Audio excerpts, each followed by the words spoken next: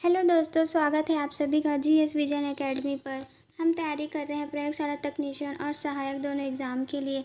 तो हम देखते हैं प्रीवियस ईयर का क्वेश्चन पेपर हम देख रहे हैं जो कि 2019 में एग्ज़ाम हुआ था, व्याख्याता भर्ती केमिस्ट्री पेपर का।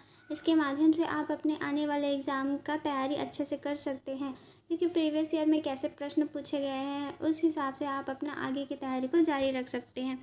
तो हम लोग देखेंगे आज का क्या है, व्याख्याता भर्ती रसायन का, जो कि 2019 में पूछा गया था। अगर आप इस चैनल में नए होंगे तो आप क्या करेंगे, सबसे पहले सब्सक्राइब बटन दबा लेंगे और बेल आइकन को प्रेस करके रखेंगे ताकि हमारा आने वाला वीडियो आपका नोटिफिकेशन आप तक पहुंच सके। हमारा टेलीग्राम चैनल भी है जो कि डिस्क्रिप्शन में लिंक दिया गया है, वहां से आप जुड़ सकते हैं।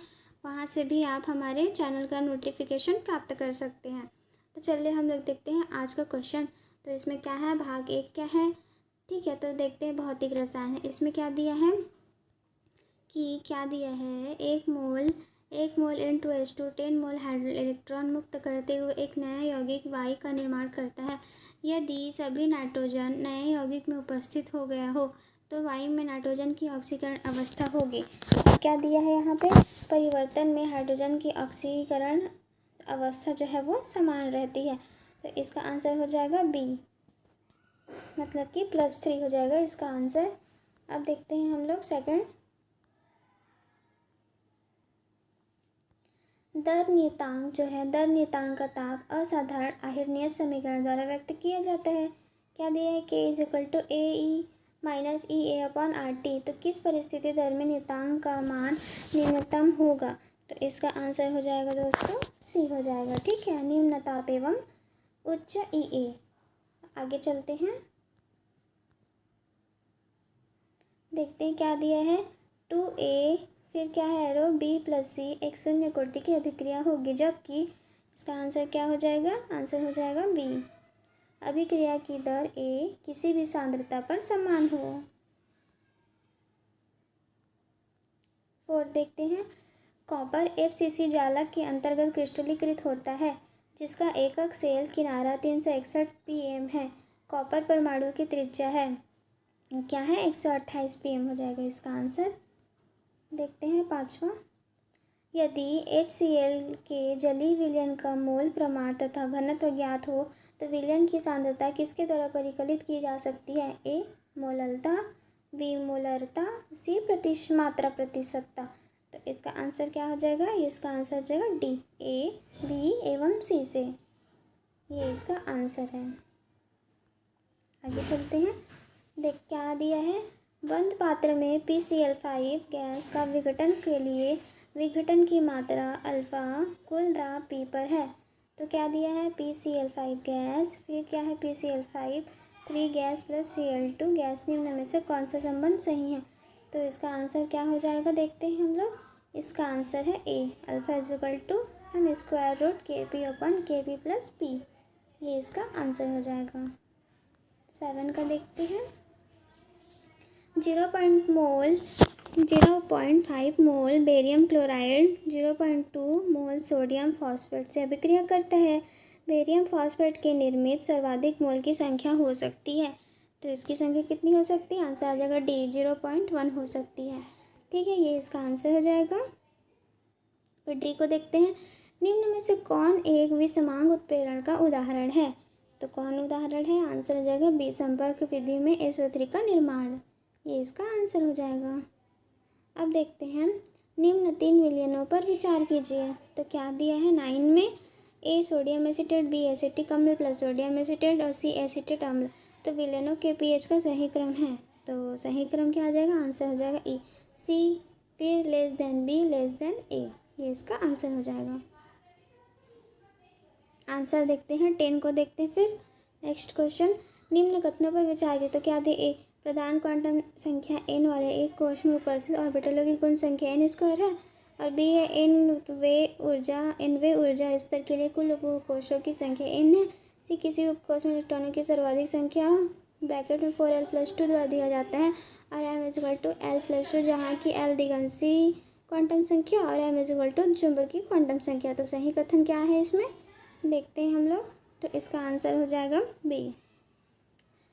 क्या हो जाएगा? इसका आंसर है बी, ए, बी और सी। ठीक, अब देखते हैं 11 क्वेश्चन की ओर चलते हैं। इसमें क्या है? 27 डिग्री सेंटीग्रेड पर एक गैस का मूल माध्य वर्ग वेग 3 × 10⁻⁴ CMS-1 है। तापक्रम जिसमें गैस का मूल माध्य वर्ग वेग का मान 6 × 10⁴ CMS-1 होगा। तो इसका आंसर क्या हो जाएगा? इसका आंसर हो जाएगा सी, 1200 केल्विन। अब देखते हैं हम लोग नेक्स्ट क्वेश्चन की ओर चलते हैं 12 को। एक बफर विलयन में 0.1 मोल सोडियम एसीटेट को 1000 सीसी 0.1 एम एसिटिक अम्ल में विलय किया गया। 0.1 मोल सोडियम एसीटेट में और मिलाया गया हो सॉरी 0.1 मोल सोडियम एसीटेट और मिलाया गया हो तो परिणामी बफर का पीएच होगा।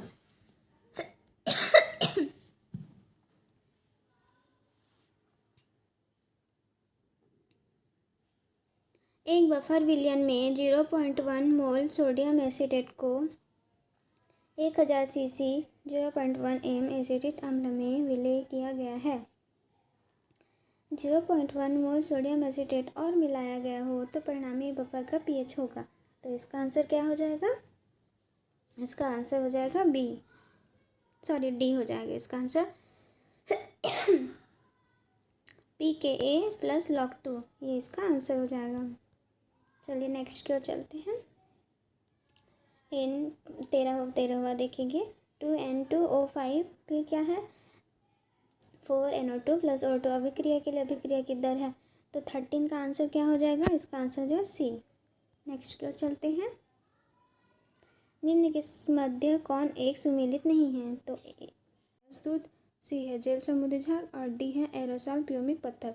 इसका आंसर हो जाएगा सी, मतलब सी और डी, मतलब क्या हो जाएगा? जेल समुद्री झाग और एरोसॉल प्यूमिक पत्थर। हाँ, 15वां को देखते हैं हम लोग। दाब के विस्तृत परास में तापक्रम जिसमें वास्तविक गैस आदर्श गैस के नियमों का पालन करती हो को कहते हैं। तो क्या कहते हैं हम लोग? 15 का आंसर हो जाएगा बी, बॉयल तापक्रम कहते हैं। 16वां देखते हैं। निम्न कथनों के मध्य कौन सा कथन सही नहीं है? तो देखते हैं 16 का आंसर हो जाएगा सी। अम्लीय माध्यम में K2Cr2O7 की तुल्यांक की मात्रा m/3 है। तो ये क्या है? आंसर सही नहीं है। ठीक, और 17 को देखते हैं। यदि स्थिति तथा संवेग ज्ञात करने की अनिश्चितता समान हो तो वेग ज्ञात करने की अनिश्चितता होगी। तो क्या होगी? इसका आंसर हो जाएगा ए। आगे चलते हैं। कौन हाइड्रोजन गैस अधिकता में अधिशोषित कर सकता है? तो कौन अधिशोषित कर सकता है? इसका आंसर हो जाएगा ए, पैलेडियम का कोलाइडल विलयन। 90 देखते हैं। एक अति अल्प विलेय लवण की विलेयता एस है। विशिष्ट चालकता के एवं शून्य सांद्रता पर तुल्यांकी चालकता संबंधित है। तो इसका आंसर हो जाएगा D, is equal to 1000 kelvin और लैम्डा 0। 20 देखते हैं। FeOH3 सॉल्ट के लिए किस विद्युत अपघट्य का फ्लॉकुलेशन मान सर्वाधिक होगा? तो इसका आंसर क्या हो जाएगा? ए, NaCl हो जाएगा। फिर देखते हैं 21 को। कार्बन टेट्राक्लोराइड के 100 मोलर विलयन में विलेय का मूल प्रमाण 0.23527 के तुल्य है। एक्स का मान है। तो क्या हो जाएगा 21 का? 21 का हो जाएगा सी, 2.00। 22 का देखते हैं। जब एक लेड संचायक बैटरी का डिस्चार्ज होता है तब क्या होता है? तो इसका आंसर है डी, H2SO4 उपयोग होता है। इसका आंसर आ जाएगा डी। 23वां देखते हैं। किस तापक्रम पर शुद्ध जल की मोलरता के तुल्य होती है? तो किस ताप पर होती है? 23 का आंसर हो जाएगा सी, 277 केल्विन पर जो है इसके तुल्य होती है। मोलरता के तुल्य होती है। ठीक, आगे चलते हैं। किस परिस्थिति में किसी अभिक्रिया के लिए मुक्त ऊर्जा परिवर्तन अपेक्षाकृत तापक्रम से स्वतंत्र होगा? जबकि क्या हो जाएगा? आंसर आ जाएगा डी, ना लैम्डा एस डिग्री का मान निम्न परिणाम का हो। 25 का देखते हैं। जब जिंक धातु को मैग्नीशियम नाइट्रेट एवं सिल्वर नाइट्रेट के एक जलीय विलयन में मिलाया जाता है तो क्या हो जाएगा। ए Zn का ऑक्सीकरण होता है, बी क्या है Mg मैग्नीशियम 2+ का अवकरण होता है ना, Ag+ का अवकरण होता है और डी कोई क्रिया नहीं होती। तो इसका आंसर क्या हो जाएगा, ABCD में दिया है। इसका आंसर है, देखते हैं हम लोग 25 का आंसर को, ये आ जाएगा बी। इसका आंसर है केवल ए और बी। इसका आंसर क्या है, केवल ए और बी। अब देखते हैं 26 का कि एंटी फ्लोराइड संरचना में धन आयन उपस्थित रहता है तो किस में धन आयन उपस्थित रहता है, सी चतुष्फल की रिक्तियों में। 27 देखते हैं।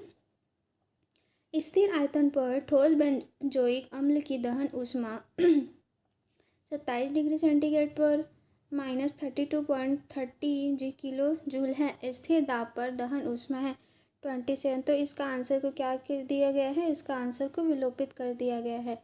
तो हम लोग आगे चलते हैं।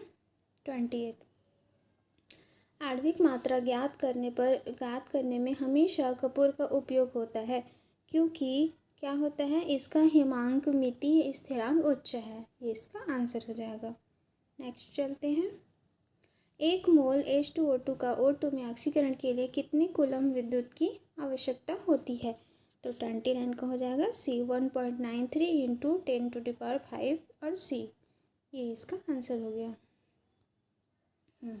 30 देखते हैं। वंडरवाल अधिशोषण के लिए निम्न कथनों पर विचार कीजिए। ए अधिशोषण ऊष्मा लगभग 20-40 किलो जूल मोल -1 है और बी क्या है, उच्च क्रांतिक ताप वाले गैस से सरलता से अधिशोषित होती है। सी यह विशिष्ट प्रकृति का होता है। डी ताप वृद्धि के साथ अधिशोषण की मात्रा में वृद्धि होती है। तो गलत कथन को पूछा है, ध्यान रखिएगा गलत कथन को।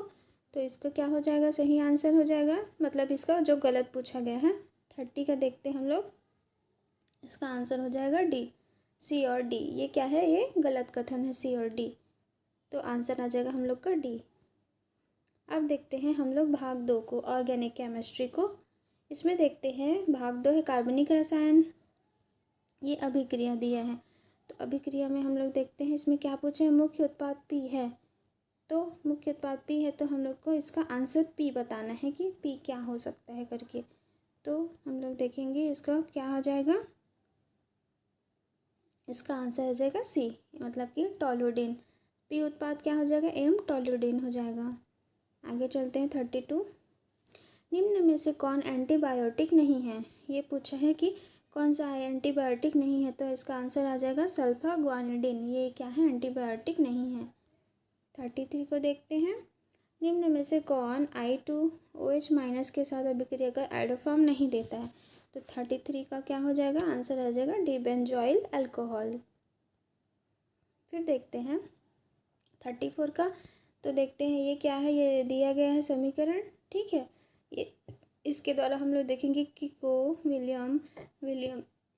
विलियमसन जो ईथर संश्लेषण द्वारा निम्न के प्रयोग से प्राप्त किया जा सकता है। तो ये किसके द्वारा प्राप्त किया जा सकता है तो देखेंगे हम लोग क्या आ जाएगा, 34 का आंसर आ जाएगा बी। क्या हो जाएगा, बी C6H5CH2Cl और CH3CH3ONe, ये इसका आंसर हो जाएगा। 35 देखते हैं। प्राथमिक नाइट्रो यौगिक नाइट्रस अम्ल से अभिक्रिया कर नाइट्रोलिक अम्ल बनाता है जो सोडियम हाइड्रोक्साइड में विलय होकर देता है। तो क्या देता है, इसका आंसर हो जाएगा लाल विलयन। आंसर हो जाएगा सी, लाल विलयन देता है। अब देखते हैं कि जब प्रोपेनॉल को ZnHg और सांद्र HCl के साथ गर्म किया जाता है तो प्राप्त होता है। तो क्या प्राप्त हो सकता है, इसका जो आंसर है व्यापन द्वारा क्या कर दिया गया है, विलोपित कर दिया गया है। तो हम लोग आगे बढ़ते हैं। सूर्य के प्रकाश की उपस्थिति में उबलते हुए टोलुइन का क्लोरीकरण तत्पश्चात जलीय NaOH के साथ अभिक्रिया कराने पर प्राप्त होता है। तो क्या प्राप्त होता है, तो इसका आंसर है डी बेंजोइक अम्ल प्राप्त होता है। विटामिन ई की कमी से होता है तो विटामिन ई की कमी से क्या होता है, जनन शक्ति में कमी हो जाती है। 39 का देखते हैं। निम्न में से कौन सर्वाधिक क्षारीय पूछा है तो क्या हो जाएगा 39 का, इसका आंसर हो जाएगा डी। क्या हो जाएगा, DNH2, ये हो जाएगा इसका आंसर। देखते हैं 40 का। C4H11N में कुल संरचनात्मक समावयवियों की संख्या है। तो कितनी संख्या है? इसका आंसर आ जाएगा 8। अब देखते हैं 41 को। अम्लीय जल अपघटन के पश्चात उत्पाद को कैसे विभेदित करेंगे? तो हमको दिया गया है, पहला दिया गया है, तो दूसरा, दो संरचनाएं दी गई हैं, इसके अनुसार हमको आंसर चूज़ करना है। तो इसका आंसर क्या आ जाएगा? Ca की कौन सा विलयन बनेगा? फेहलिंग विलयन के बाद ऐसे बनेगा, तो ये आंसर C हो जाएगा। देखते हैं 42 का। विनाइल एसिटिलीन का IUPAC नाम है, तो क्या है इसका नाम है? आंसर आ जाएगा B, मतलब कि ब्यूट 1-इन-3-आइन, ये इसका आंसर है। देखते हैं 43 का। निम्न में से कौन सा यौगिक एक प्राकृतिक बायोपॉलीमर है? तो कौन सा एक बायोपॉलीमर है? तो ये DNA, आंसर आ जाएगा A, DNA, ये एक प्राकृतिक बायोपॉलीमर है। अब देखते हैं हम लोग 44 का। निम्न में से कौन सा निद्राकारी है? तो निद्राकारी पूछ रहा है, तो इसका आंसर हो जाएगा C, पैराल्डिहाइड, ये इसका क्या है? निद्राकारी है। अब देखते हैं 45 का।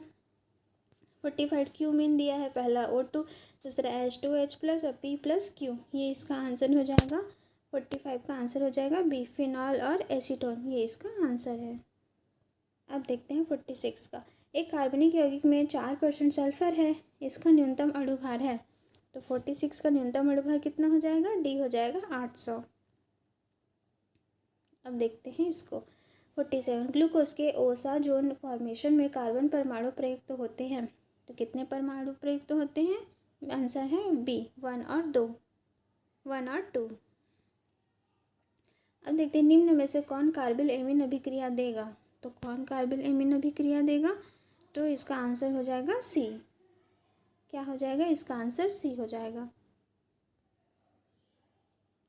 अब देखते हैं 49। एक पदार्थ C5H10 फेहलिंग विलयन को अपचयित नहीं करता, फिनाइल हाइड्रोजन बनाता है, हैलोफॉर्म अभिक्रिया देता है और प्रबल अपचायक के द्वारा इन पेंटेन में परिवर्तित हो जाता है।